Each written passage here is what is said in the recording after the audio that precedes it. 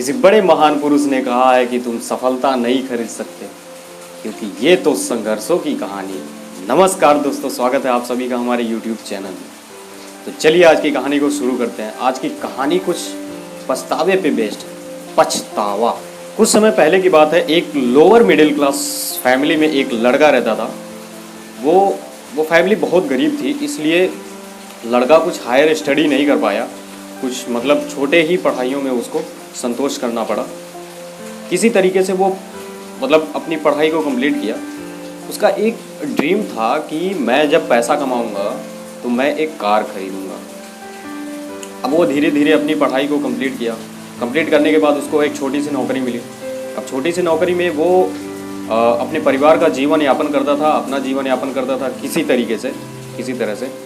फिर उसके बाद क्या हुआ कि उसने उस जॉब को छोड़ दी और एक नया जॉब उसको ऑफ़र किया गया। उसको एक नया जॉब मिला, उस जॉब को इसने ज्वाइन किया। उसके बाद इसकी जो सैलरी थी थोड़ी सी अच्छी थी।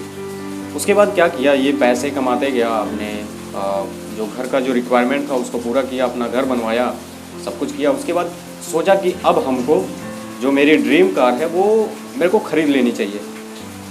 उसने धीरे धीरे करके पैसे कलेक्ट किए। उसके बाद उसने उस कार को ख़रीद लिया। अब उस कार को ख़रीदने के बाद उसकी शादी हो गई। शादी हुआ, एक बच्चा पैदा हुआ। अब उसके बाद ज़िंदगी उसकी बहुत अच्छी चल रही थी, बहुत ही अच्छी चल रही थी।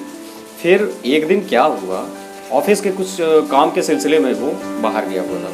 अब बाहर गया तो रास्ते में थोड़ा कीचड़ था, तो उसकी गाड़ी में कीचड़ लग गया। वो अपनी गाड़ी का बहुत ख्याल रखता था, बहुत ही ख्याल रखता था।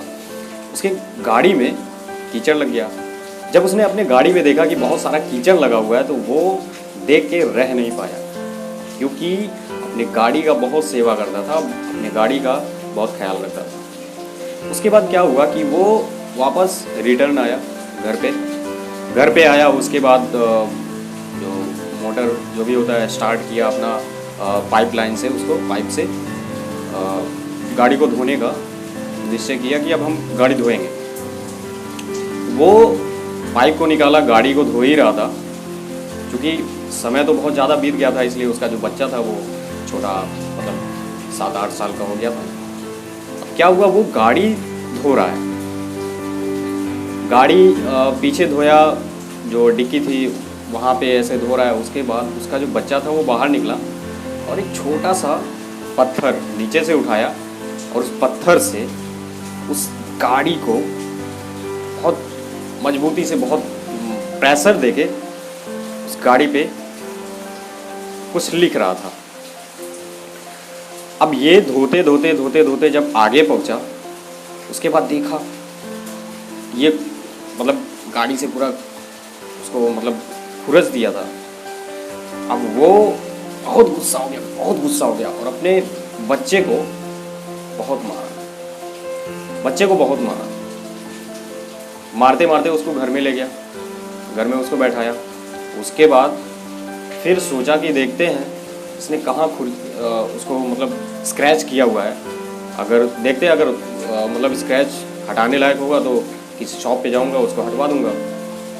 वो जब वापस आता है, उस स्क्रैच को देखता है तो उसके आंखों में आंसू आ जाते हैं।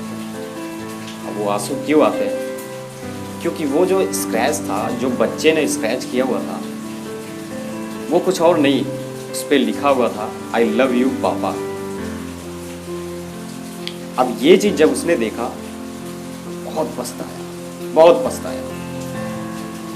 इस कहानी के माध्यम से मैं आपको ये बताना चाहता हूँ कि बिना जाने बिना बूझे किसी भी आदमी को जज नहीं करना चाहिए, और बिना सोचे बिना समझे किसी भी काम को आगे करना नहीं चाहिए।